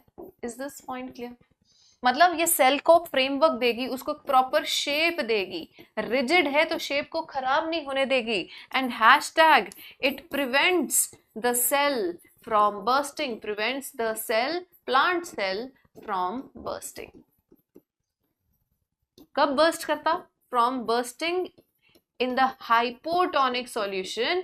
तो हाइपोटोनिक सॉल्यूशन में एनिमल सेल तो बर्स्ट कर जाता है, लेकिन प्लांट सेल बर्स्ट क्यों नहीं करता? Because of your cell wall. Is this point clear? तो सेल वॉल के अंदर बहुत सारे सॉल्ट्स प्रेजेंट होते हैं कैल्शियम के, ठीक है, सेलुलोज मेन कंपोनेंट है जो कि इसके अंदर प्रेजेंट रहेगा, ठीक है। ये हार्ड है, ये फ्रीली परमिएबल होती है। इसकी एक बात देखो, ये वैसे फ्रीली परमिएबल है, मतलब किसी को खास रोकेगी नहीं, कोई भी अंदर बाहर आता जाता रहे। कोई बहुत ही बड़ा मॉलिक्यूल है तो उसको रोक देगी, बट अदरवाइज छोटे मॉलिक्यूल्स को नहीं रोकती। वो रोकने का काम किसका है? प्लाज्मा मेम्ब्रेन का है। This is freely permeable. इसका मेन काम क्या है? ये स्ट्रक्चर देगी, ये इसको रिजिड रखेगी, ये उसको फटने नहीं देगी। Is this point clear to all? चलें फिर आगे। ओके, अब देखो, अब हम सेल के और अंदर चले जाते हैं। तो देखो प्लाज्मा मेम्ब्रेन तो हर सेल के अंदर होनी है, जो भी लिविंग सेल है उसके पास प्लाज्मा मेम्ब्रेन है। हर जो सेल लेकिन हर सेल के पास सेल वॉल नहीं होती। सेल वॉल कुछ एक सेल्स के पास ही है, फॉर एग्जांपल प्लांट सेल के पास, ठीक है। अब और सेल के अंदर चलते हैं, किस स्ट्रक्चर के पास? जिसको कि हम बोलते हैं ब्रेन ऑफ द सेल, जिसने कि सारी एक्टिविटीज को कंट्रोल करना है। This is called the brain of the cell because it controls all the activities, it controls all the activities of the cell, the cellular activities. Is this clear? That is why we call it brain of the cell. Now how does this nucleus look like? Usually अगर nucleus को ढूंढना हो तो हम cell के centre में देखते हैं, ठीक है, लेकिन प्लांट सेल के केस में थोड़ा सा डिफरेंट हो जाता है, बताती हूँ। तो न्यूक्लियस के अंदर मेन क्या है? न्यूक्लियस के अंदर है ये जेनेटिक मटेरियल। डीएनए का नाम तो सबने सुना होगा, है ना। तो वो डीएनए का बना जेनेटिक मटेरियल यहाँ पे है, इसके अंदर होता है, और इस डीएनए को कवर कर लेती है ये न्यूक्लियर मेम्ब्रेन। ये न्यूक्लियर मेम्ब्रेन बड़ी इंपॉर्टेंट है। ये दो मेम्ब्रेन्स होती हैं, it's a double membrane, double membrane nuclear membrane, ठीक है। अगर ये जेनेटिक मटेरियल के आसपास ये न्यूक्लियर मेम्ब्रेन ना हो तो हमारा पूरा सेल का कॉम्पोजिशन अलग हो जाता है, वो भी अभी पढ़ेंगे, ठीक है। तो ये जेनेटिक मटेरियल के आसपास एक मेम्ब्रेन प्रेजेंट है and we call this as nuclear membrane, and पूरे स्ट्रक्चर को हम क्या बोल देते हैं, न्यूक्लियस बोल देते हैं। Is that clear? इसी जेनेटिक मटेरियल से, इसी डीएनए से ये क्या बनाते हैं, क्रोमोसोम्स बनेंगे। कि कुछ कुछ हो सकता है कभी कभी तुमने ये टर्म सुनी हो, तो वो क्रोमोसोम्स किससे बने हैं, इसी से बने हैं, ठीक है। There are so many chromosomes inside this membrane. Is that clear? और यही वो जेनेटिक मटेरियल है जो कि हमारी इनहेरिटेंस को भी कंट्रोल करता है, कि हम अपने पेरेंट्स जैसे क्यों दिखाई देते हैं, क्यों उनसे अलग हैं, क्यों उनके जैसे हैं, सब किसका खेल है, इस डीएनए का है। Is this point clear? अब तुम देखो नाउ, जिस सेल के पास, मैंने अभी तुम्हें बताया कि अगर किसी सेल के पास ये न्यूक्लियर मेम्ब्रेन ना हो तो वो सेल डिफरेंट हो जाता है। वो हमारा एक पुराने तरह का सेल है। जब लाइफ नई नई स्टार्ट हुई थी ना, तब बस प्लाज्मा मेम्ब्रेन थी, सेल वॉल भी थी, साइटोप्लाज्म था, और उस साइटोप्लाज्म के अंदर ही डीएनए कहीं छोड़ा हुआ था। मतलब the DNA was not present with in the membrane bound structure, ठीक है। अगर DNA lies freely in the cytoplasm तो फिर हम उसको क्या कह देंगे, प्रोकैरियोटिक सेल। क्या कह देंगे, प्रोकैरियोटिक सेल। प्रोकैरियोटिक का मतलब, प्रो का मतलब प्रिमिटिव, प्रो का मतलब प्रिमिटिव यानी पुराना, कैरियन का मतलब होता है न्यूक्लियस। अब पुराना न्यूक्लियस का मतलब क्या है, पुराना न्यूक्लियस ऐसा है कि उसके आसपास it does not have a nuclear membrane. This is the key point of prokaryotic cell, ठीक है। उसके पास क्या नहीं होती, मेम्ब्रेन नहीं होती। ये बहुत ही छोटे सेल्स हैं। अभी नई नई लाइफ जब स्टार्ट हुई थी ना, तो इसी सेल की फॉर्म में बनी थी। स्मॉल होते हैं, स्ट्रक्चर का मतलब सेल का साइज देख लो। अच्छा, जब तक मेम्ब्रेन नहीं होगी हम उसको न्यूक्लियस भी नहीं कहते, हम उसको क्या कह देते हैं, न्यूक्लियोइड कहते हैं। It is a area where nucleic acids are present but lacks a surrounding membrane. What is the nucleic acid, the DNA, और आरएनए भी होता है एक, ठीक है। सो न्यूक्लियोइड कहेंगे हम, न्यूक्लियस तब तक तो नहीं कह सकते जब तक जेनेटिक मटेरियल के आसपास मेम्ब्रेन ना हो। कैसा होता है ये प्रोकैरियोटिक सेल, ये प्रोकैरियोटिक सेल कुछ ऐसा होगा, ये लो, ये इसकी प्लाज्मा मेम्ब्रेन, इसके बाहर ये सेल वॉल, ठीक है, ये इसकी सेल वॉल भी होगी, ये इसका साइटोप्लाज्म, और ये लो जो जेनेटिक मटेरियल है वो यहीं पे प्रेजेंट है। कहाँ पे, साइटोप्लाज्म में। This is called nucleoid, this is the nucleoid. पर मैं इसको न्यूक्लियस नहीं कहूंगी क्योंकि इसके आसपास मेम्ब्रेन नहीं है। ये बात क्लियर हो गई। It's around but it lacks a surrounding, कौन सी membrane, nuclear membrane absent, it lacks. अच्छा, सिर्फ ऐसा ही नहीं है कि न्यूक्लियर मेम्ब्रेन नहीं है, इसके अंदर गाइस और भी मेम्ब्रेन बाउंड ऑर्गेनेल्स भी नहीं होते। Do not have membrane bound organelles. अब ये मेम्ब्रेन बाउंड ऑर्गेनेल्स किसको कहते हैं, लाइक माइटोकॉन्ड्रिया। तो इसके पास माइटोकॉन्ड्रिया भी नहीं होगा, ईआर भी नहीं होगा, गोल्जी बॉडीज भी नहीं होंगे। ये सारे स्ट्रक्चर्स किसके हैं, ये उस सेल के हैं जिसके न्यूक्लियस के आसपास मेम्ब्रेन है, जेनेटिक मटेरियल के आसपास न्यूक्लियर मेम्ब्रेन है, जो एक एडवांस्ड सेल है। तो अब हम पढ़ने वाले हैं अपने एडवांस्ड सेल के बारे। अब तुम देखो यहाँ पे क्लियर हो गया, प्रोकैरियोटिक सेल कब बोलोगे, जब न्यूक्लियर मेम्ब्रेन एब्सेंट है, और सिर्फ न्यूक्लियस की मेम्ब्रेन ही नहीं, कोई भी मेम्ब्रेन बाउंड, मेम्ब्रेन वाला ऑर्गेनल नहीं होगा। हम देखेंगे कौन कौन से होते हैं, ठीक है। तो ऐसे स्ट्रक्चर को हम न्यूक्लियस ना बोल के क्या बोलते हैं, न्यूक्लियोइड बोलते हैं। और गाइस इसके पास क्रोमोसोम भी सिर्फ एक ही होता है, सिंगल क्रोमोसोम होता है, वही घूम फिर के बस वहां पे थोड़ा सा पड़ा रहता है। Is this point clear? So ये था हमारा प्रोकैरियोटिक सेल। अब हम आते हैं अपने एडवांस्ड सेल के पास। अब एडवांस्ड यानी कि हमारी बॉडी के जो सेल्स हैं, एडवांस्ड सेल्स है ना, धीरे धीरे प्रोकैरियोटिक सेल ने अपने आप को कन्वर्ट किया, इवॉल्व किया into the eukaryotic cell. Clear? So देखो, now coming to eukaryotic cell. U का मतलब होता है, जब भी वर्ड यू आ जाए तो इसका मतलब रहेगा ट्रू न्यूक्लियस। तो ट्रू न्यूक्लियस हम कब कहते हैं, जब सेल्स के अंदर न्यूक्लियर मेम्ब्रेन हो, जेनेटिक मटेरियल के आसपास अगर मेम्ब्रेन है, then it is a true nucleus. That's what makes it a true nucleus, right. So ऐसे स्ट्रक्चर्स को हम क्या कह देंगे, यूकैरियोटिक सेल्स बोल देंगे। इनका साइज जनरली लार्जर होता है, साइज देखो, ठीक है, and well defined nuclear membrane होगी, और इसमें एक नहीं बहुत सारे क्रोमोसोम्स होंगे। फॉर एग्जाम्पल हमारे अंदर कितने क्रोमोसोम्स हैं, फॉर एग्जाम्पल ह्यूमंस, हमारे हर एक सेल के अंदर human cells have 23 pairs of chromosomes. अपना तो पता होना चाहिए, है ना, हमारे अंदर कितने क्रोमोसोम्स हैं? 23 पेयर्स, यानी 46 chromosomes are there, right. And then ना सिर्फ इनके अंदर न्यूक्लियर मेम्ब्रेन है, बल्कि इनके पास कॉम्प्लेक्स ऑर्गेनेल्स हैं जो कि पर्टिकुलर फंक्शन करेंगे, and all these organelles are mostly membrane bound. We have membrane bound organelles present. For example, अब इसके अंदर होंगे वो mitochondria, endoplasmic reticulum and all of this. Is this clear?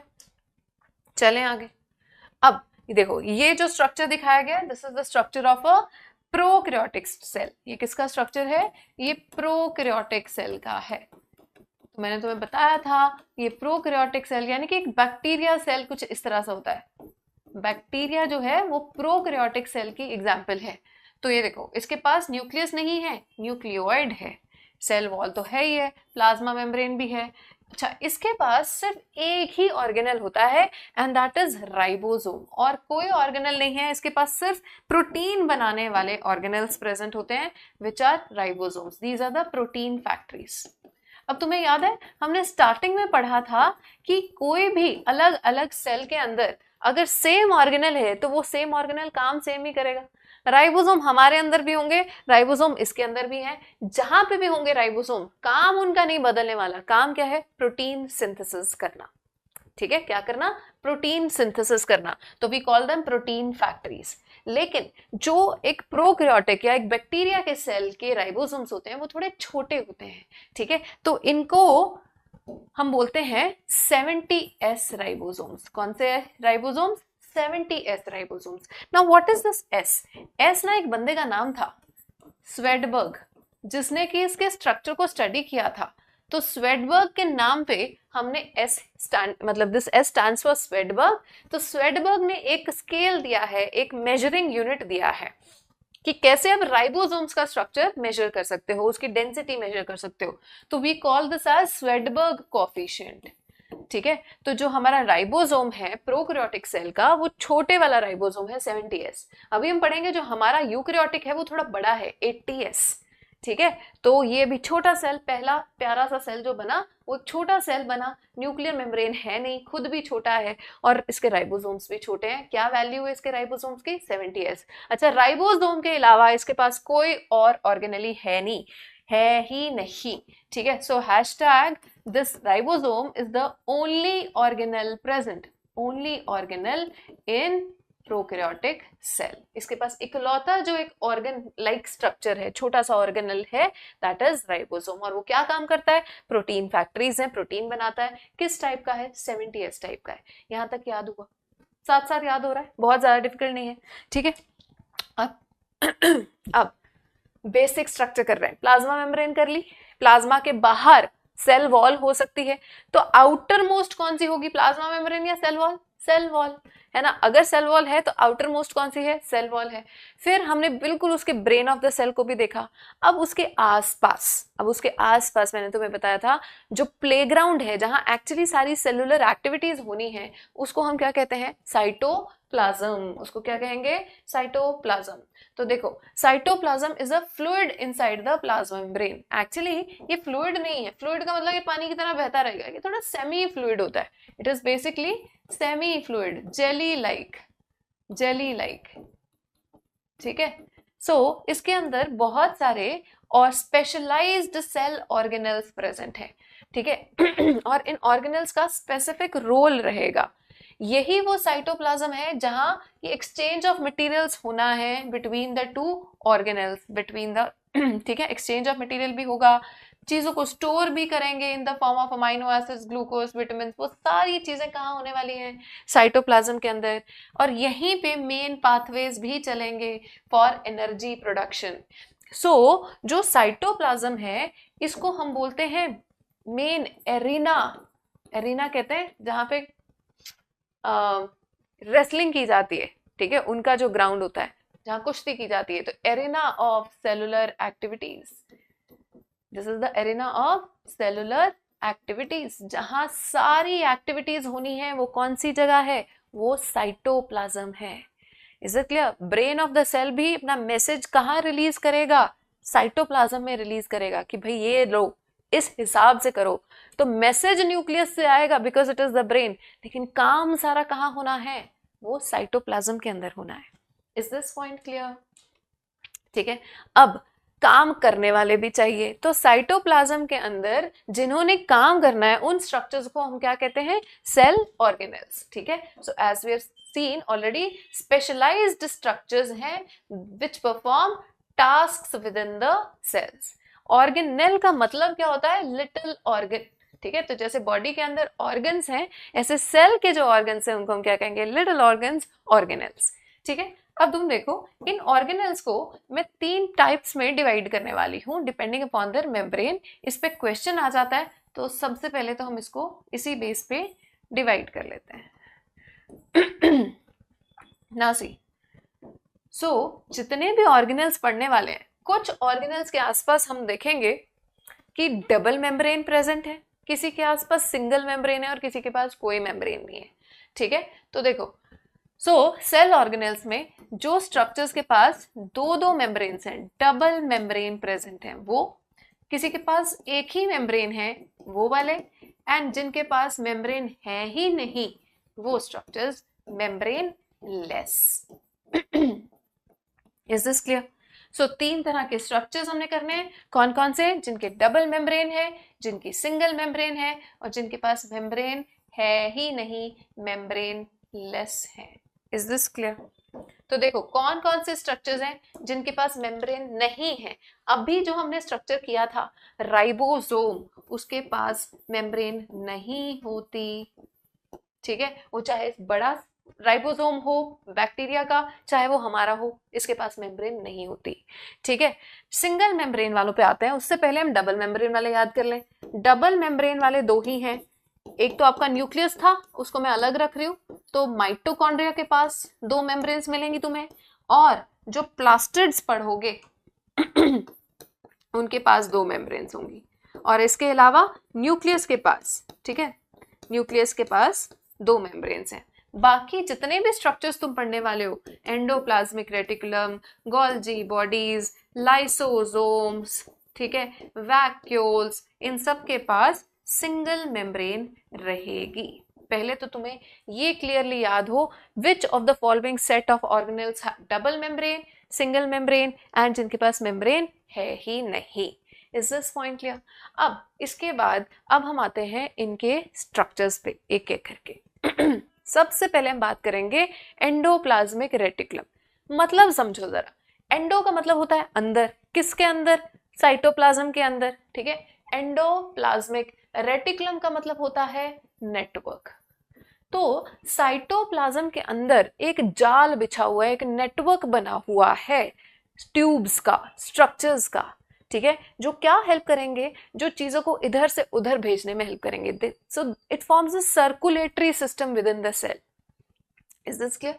तो देखो, इस तरफ अगर न्यूक्लियस है ना, तो न्यूक्लियस के बिल्कुल आस पास से स्टार्ट हो जाता है हमारा endoplasmic reticulum. Do you see it here?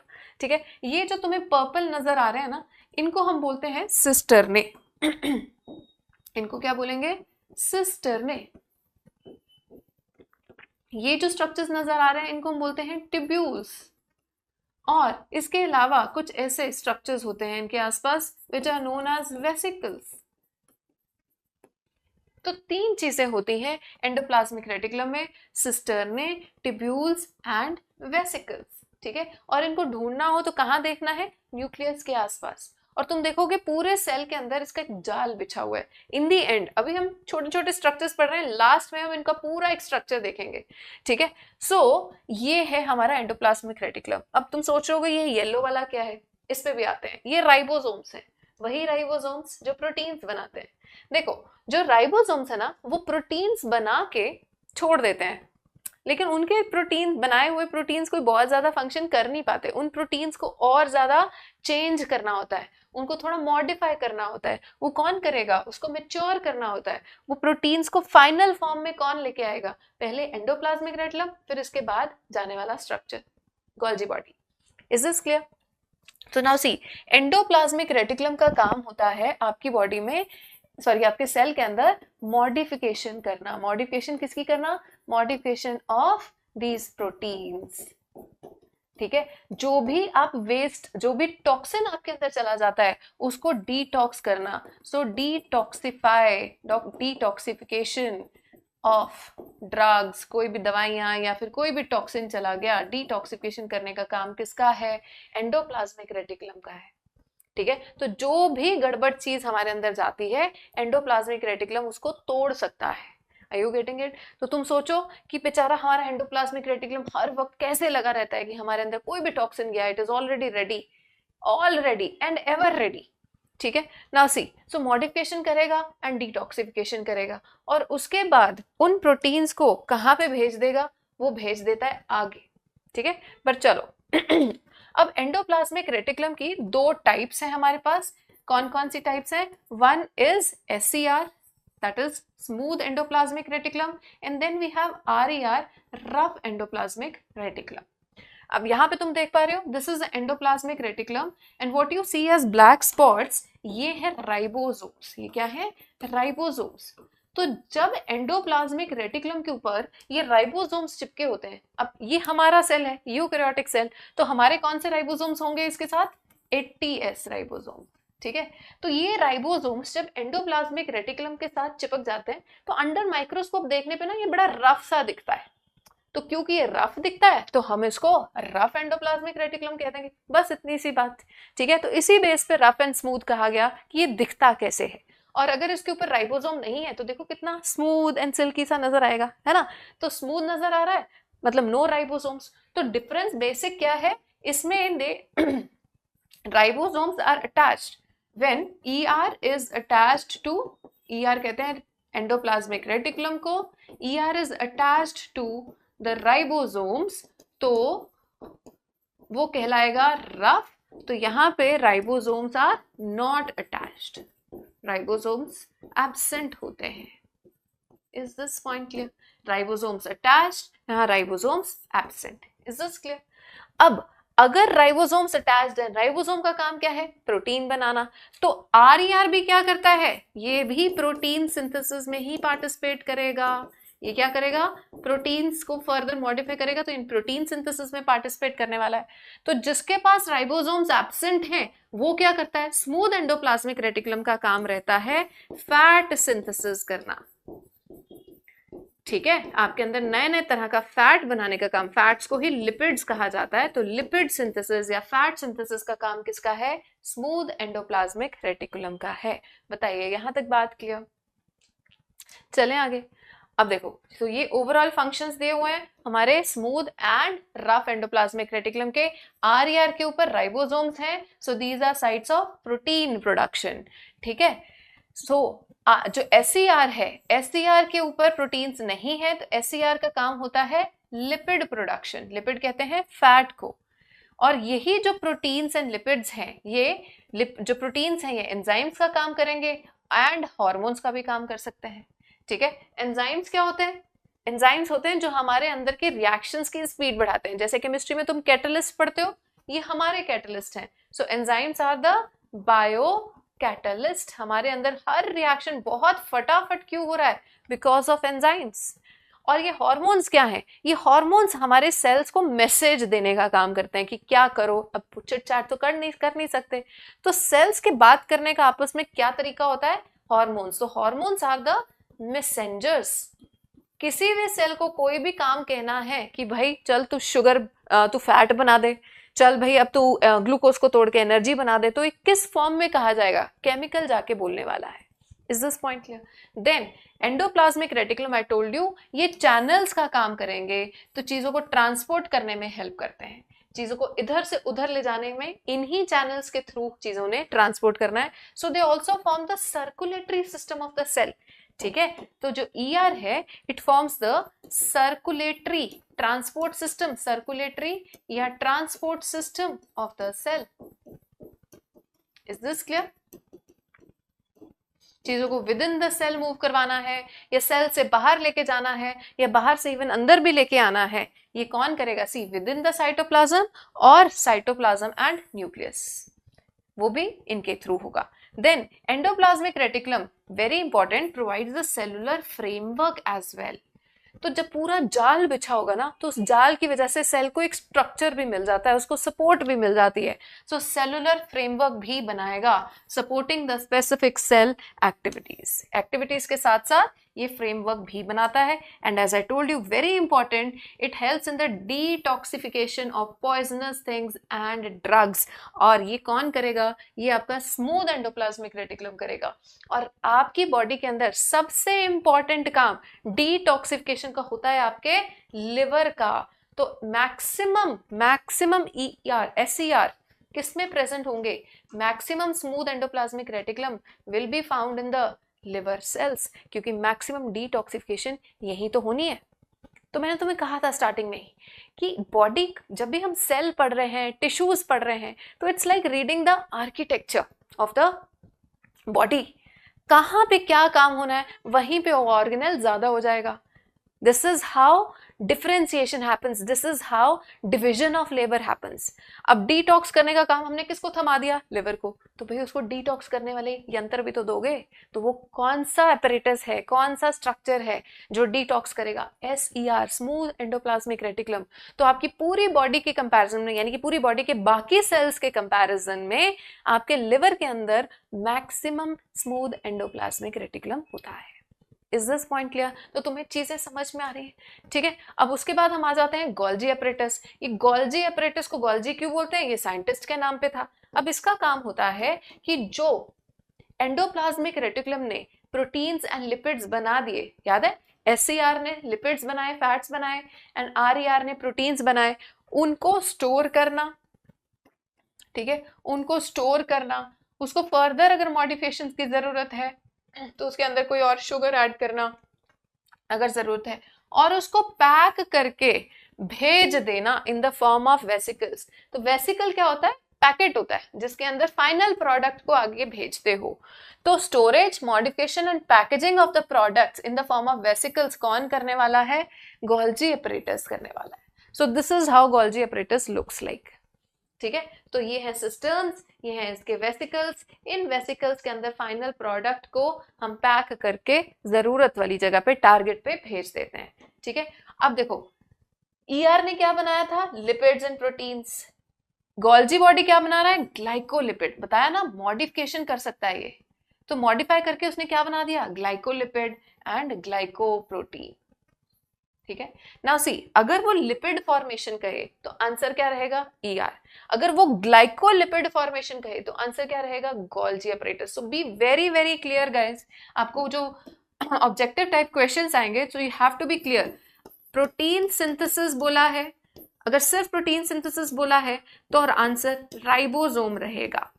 अगर उसने कहा है प्रोटीन सिंथेसिस और ऑप्शन में राइबोसोम नहीं लिखा और साथ लिपिड भी कह दिया, तो आंसर हमारा एंडोप्लाज्मिक रेटिकुलम रहेगा। लेकिन अगर ग्लाइकोलिपिड और ग्लाइकोप्रोटीन बोल दिया तो आंसर हमारा गोल्जी बॉडी रहेगा।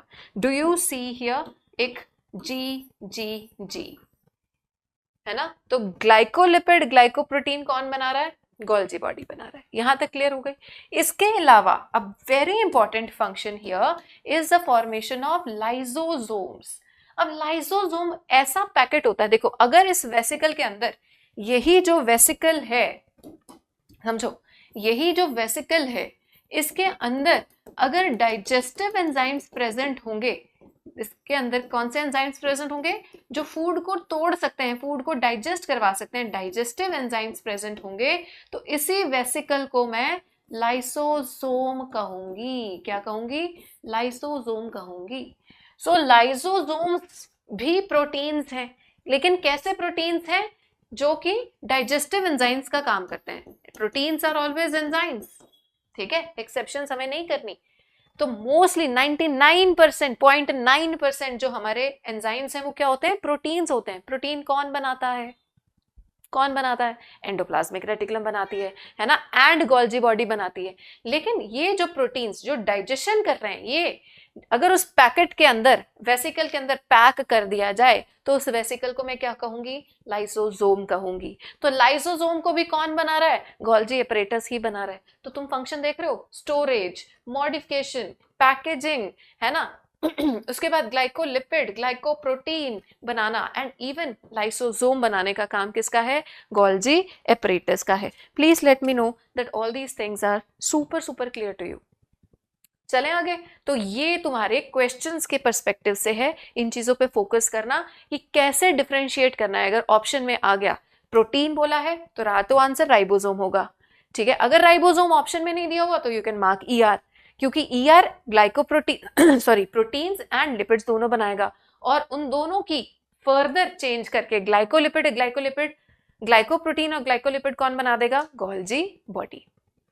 तो अब लाइसोसोम जिसकी अभी बात की, तो लाइसोसोम के अंदर क्या है? डाइजेस्टिव एंजाइम्स हैं। ये एंजाइम्स क्या होते हैं? प्रोटीन्स। तो किसने बनाया होगा? आरईआर ने बनाया होगा, लेकिन उसको पैक किसने कर दिया? गोल्जी बॉडी ने कर दिया। देखो प्रोटीन किसने बनाया? Enzymes are proteins, understand, enzymes are proteins. तो प्रोटीन किसने बनाया होगा? आरईआर ने बनाया होगा। इस आरईआर ने बना के किसके पास भेज दिया होगा? गोल्जी बॉडी के पास। Are you getting that? So देखो क्या स्टोरी रही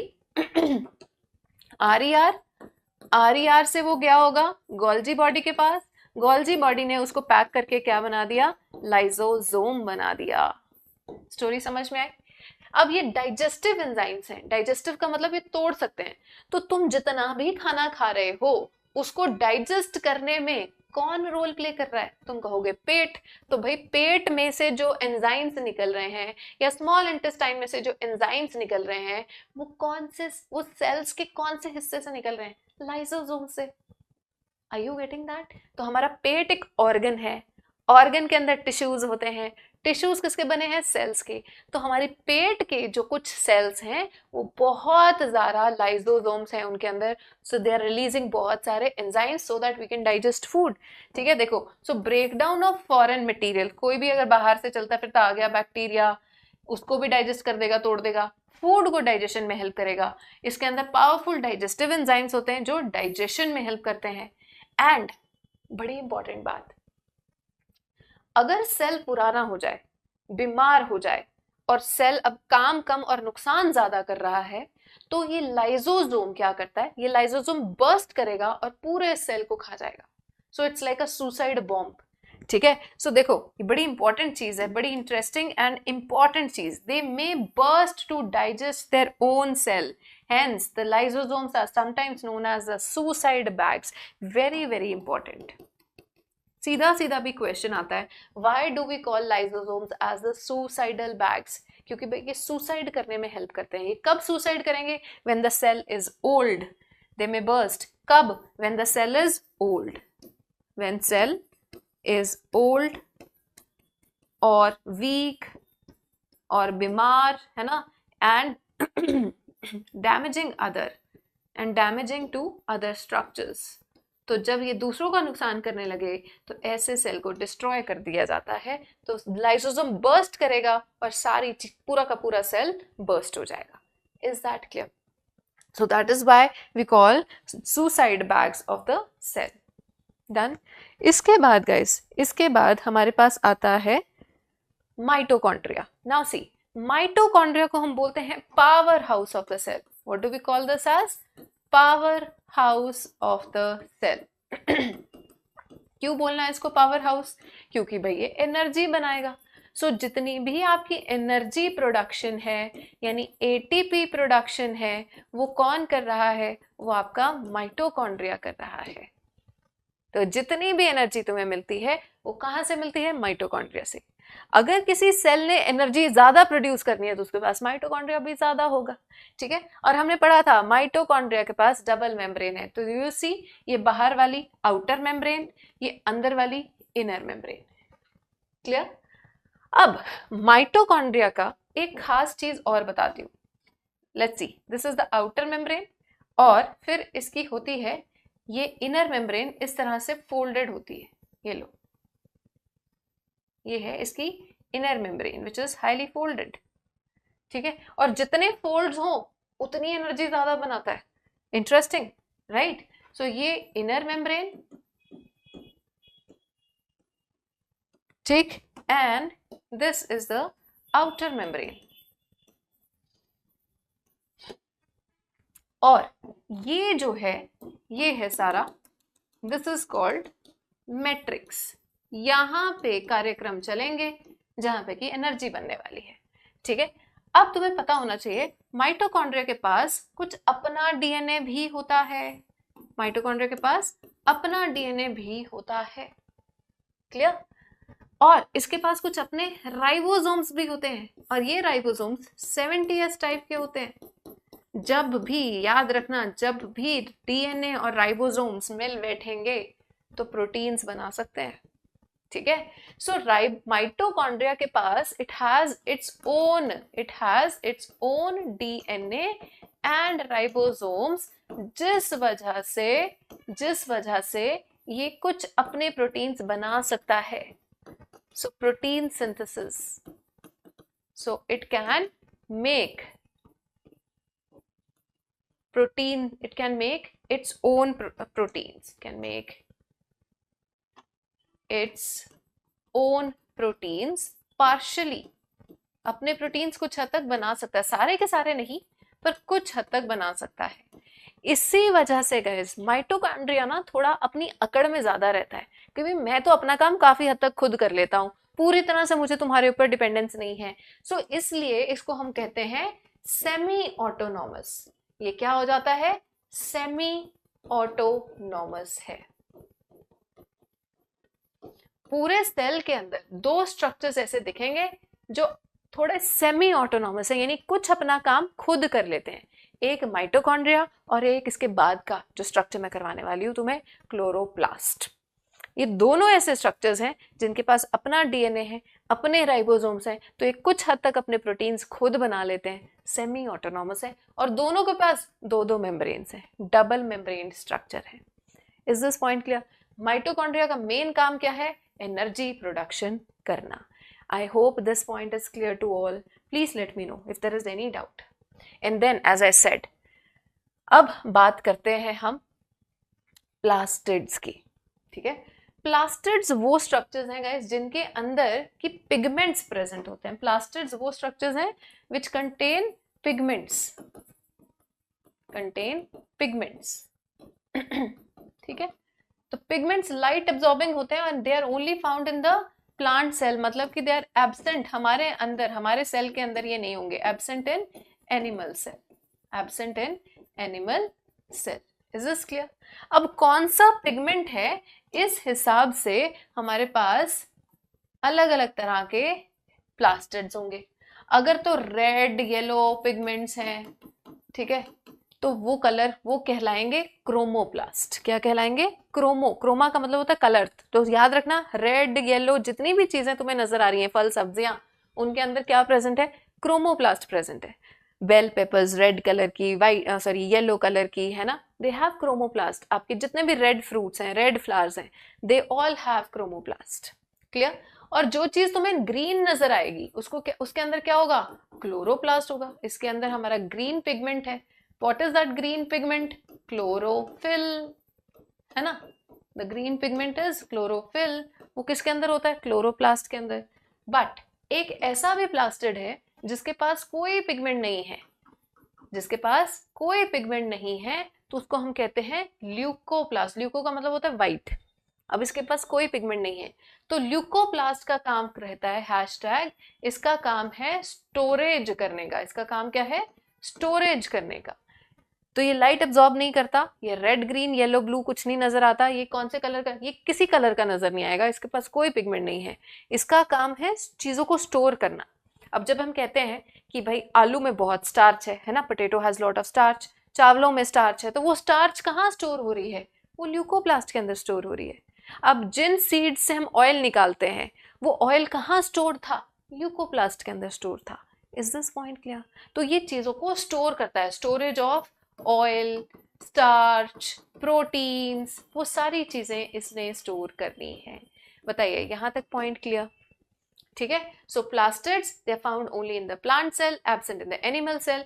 और यहाँ पे ये जो मैं तुम्हें स्ट्रक्चर दिखा रही हूँ ये है हमारे क्लोरोप्लास्ट का स्ट्रक्चर। ये किसका स्ट्रक्चर है? एक स्पेशल प्लास्टिड जिसके अंदर क्लोरोफिल होता है।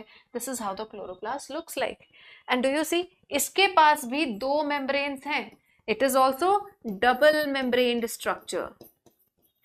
Is this clear?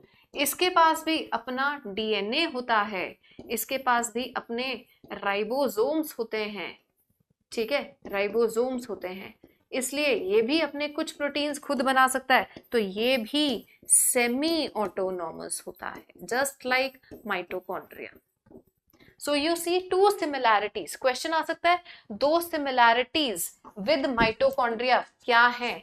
These are the two similarities with mitochondria. दोनों डबल वॉल्ड, डबल मेम्ब्रेन, दोनों सेमी ऑटोनॉमस, यानी दोनों के पास अपना डीएनए, दोनों के पास अपने अपने राइबोसोम्स। बताइए यहां तक बात क्लियर है? चले आगे। उसके बाद जब चीजों को स्टोर करना है तो कहां पे स्टोर करेंगे? हमेशा वैक्यूल्स के अंदर। तो these are called the storage sacs. These are called the storage sacs. अब तुम देखो प्लांट्स के अंदर बहुत बड़ी वैक्यूल होती है, सेंट्रल वैक्यूल इतनी बड़ी होती है कि पूरी स्पेस 50 to 90% जो स्पेस है, जो वॉल्यूम है, वो किसने ले लिया? वैक्यूल ने ले लिया। This is the case of plant cell. Plant cell के अंदर ना वैक्यूल्स कम होती हैं लेकिन बड़ी होती हैं, एनिमल्स के पास ज्यादा होती हैं। So let's say this is an animal cell.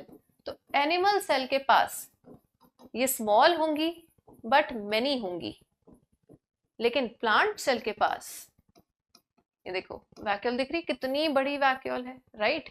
ये फ्यू होंगी बट लार्ज इन साइज होंगी। Is this clear? अब ये देखो प्लांट्स के अंदर vacuoles are filled with cell sap. Plants के अंदर ये किससे भरी होती है? सेल सैप से भरी होती है। Now what is this cell sap? Cell sap कहते हैं वाटर प्लस मिनरल्स को। वाटर और मिनरल्स को मिला के हम क्या कहेंगे? Cell sap. तो इस वैक्यूल के अंदर क्या भरा हुआ है? इसके अंदर सेल सैप भरा हुआ है। And you know what cell sap is? Is this clear? Cell sap का काम क्या होता है? सेल जब तक पानी भरा रहेगा वैक्यूल के अंदर, सेल खुला रहेगा, यानी कि उसका प्रॉपर स्ट्रक्चर रहेगा। It is going to stay turgid. Turgid कहते हैं पूरा टाइट एंड रिजिड, ठीक है। एंड ये बहुत सारी चीजों को स्टोर करता है। एज आई टोल्ड यू, क्या क्या स्टोर कर लेगा? Amino acid, sugars, organic acids and proteins. Is this clear? तो जो भी स्टोरेज करनी है किसने करनी है? वैक्यूल ने करनी है। एंड इन द एंड मैंने बताया था कि जब सारे टुकड़े टुकड़े सेल स्ट्रक्चर्स को हम पढ़ लेंगे, देन वी विल सी कि ये सारे मिलके क्या बना रहे हैं? हमारा प्रॉपर सेल। तो you see animal cell here and plant cell here. दिख रहा है? दोनों के पास न्यूक्लियस प्रेजेंट है। ये देखो, ये दोनों के पास सेंटर में ये और ये न्यूक्लियस है, राइट? दोनों की मेम्ब्रेन क्लियर है, दोनों के पास राइबोसोम्स प्रेजेंट होंगे, दोनों के पास साइटोप्लाज्म होगा। लेकिन ये जो स्ट्रक्चर्स हैं, cell wall, chloroplast and vacuole, ये किसके पास है? ये सिर्फ और सिर्फ प्लांट सेल के पास है। तो see the differences also. Cell wall यहाँ पे प्रेजेंट है, यहाँ प्लास्टिड्स प्रेजेंट है, यहाँ वैक्यूल सिंगल है बट लार्ज है। फ्यू हो सकती हैं बट सिंगल टू लार्ज होंगी। अब जो ये देखो, ये वैक्यूल इतनी बड़ी है कि इसने न्यूक्लियस को भी एक साइड पे पुश कर दिया, राइट? तो न्यूक्लियस कहाँ होगा? पेरीफ्री पे होगा, यानी कि कॉर्नर पे होगा, नॉट इन द सेंटर। अब प्लांट्स को उतनी एनर्जी नहीं चाहिए जितनी हमें चाहिए, खाने पीने, बोलने के लिए, पढ़ने के लिए, है ना? प्लांट्स को के अंदर माइटोकॉन्ड्रिया कम होता है as compare to animal cell. Golgi bodies को यहाँ पे हम डिक्टियोसोम्स कहेंगे। गोल्जी बॉडी को क्या कह देंगे? प्लांट्स के अंदर डिक्टियोसोम्स कह देंगे।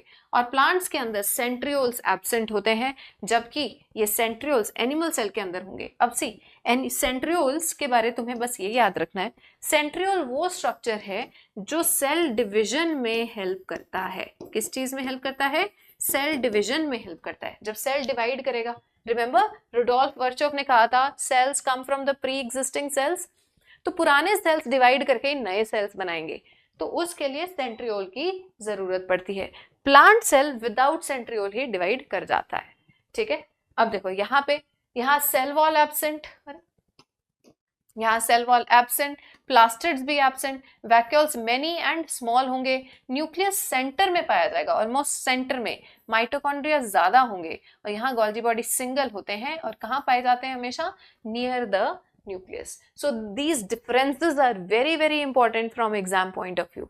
और फॉर क्लियर अंडरस्टैंडिंग, जब हमने स्टार्टिंग में कह दिया था कि क्या सारे सेल्स एक जैसे हैं, तो आंसर है बहुत बड़ा नो. तो पहले हमने प्रोकैरियोटिक एंड यूकैरियोटिक सेल्स में डिफरेंस देखा, फिर हम अब animal cell and plant cell में भी डिफरेंस देख रहे हैं. बताइए, तो ये आपकी एनसीईआरटी के अंदर एक टेबल दी हुई है within the chapter. So the difference between prokaryotic cell and eukaryotic cells are is important. ठीक है, सो सी द डिफरेंसेस. इसका साइज छोटा है 1 से 10 माइक्रॉन, और ये 5 से 100 माइक्रॉन. इसके अंदर nuclear region not well defined, इसमें इट इज वेल डिफाइंड. इसमें न्यूक्लियर रीजन को हम न्यूक्लियोइड कहते हैं, इसमें क्योंकि न्यूक्लियर मेम्ब्रेन है तो उसको हम न्यूक्लियस कहेंगे. क्या कहेंगे? न्यूक्लियस कहेंगे. यहाँ पे सिंगल क्रोमोसोम प्रेजेंट होता है, यहाँ पे मोर क्रोमोसोम्स. एंड मैंने तुम्हें बताया था हमारे अंदर 23 पेयर्स 46 क्रोमोसोम्स प्रेजेंट है. यहाँ पे देखो मेम्ब्रेन बाउंड ऑर्गेनेलीज भी एब्सेंट हैं, कोई माइटोकॉन्ड्रिया वगैरह नहीं. यहाँ मेम्ब्रेन बाउंड ऑर्गेनेल्स प्रेजेंट होते हैं. कैसे? Mitochondria, plastids, ER, Golgi bodies, ये सब इसमें प्रेजेंट है और इसमें absent. Is that clear? Now in the end आपकी एनसीईआरटी ने लास्ट में बस ये 2 फिगर्स दी हुई हैं. एक के नीचे लिखा है माइटोसिस, दूसरे के नीचे लिखा है meiosis. Now what are these? These are the methods in which the cell divides. So cell division कैसे कैसे होती है, ये वो टॉपिक है. अब देखो, या तो सेल आपका माइटोसिस से डिवाइड करेगा या आपका सेल मियोसिस से डिवाइड करेगा. नाउ सी, अगर माइटोसिस होती है तो क्या फीचर्स हैं माइटोसिस के एंड क्या फीचर्स हैं मियोसिस के? Let's understand. देखो, कैन यू सी, एक सेल, उससे 2 सेल्स बन गए. ठीक है, सो पहला पॉइंट, यहां एक पेरेंट सेल से 2 डॉटर सेल्स बनते हैं. इन सेल्स को, जो नए बच्चे सेल्स बनते हैं, उनको हम क्या कहते हैं? Daughter cells. सो एक से 2 डॉटर सेल्स बनते हैं माइटोसिस में. But do you see here, ये एक पेरेंट सेल था.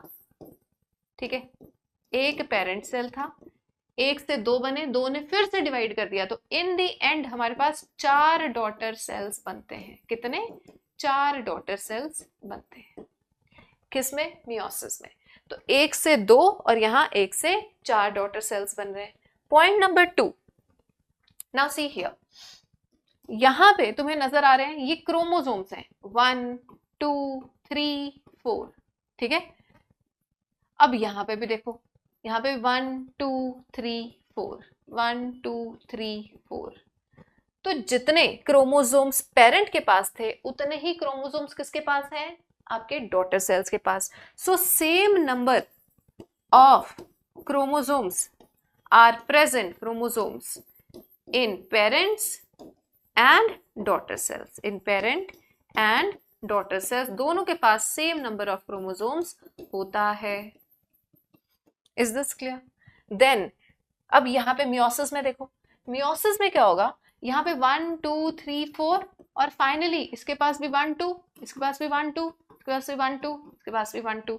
सो डॉटर सेल्स के पास half number of chromosomes present होगा.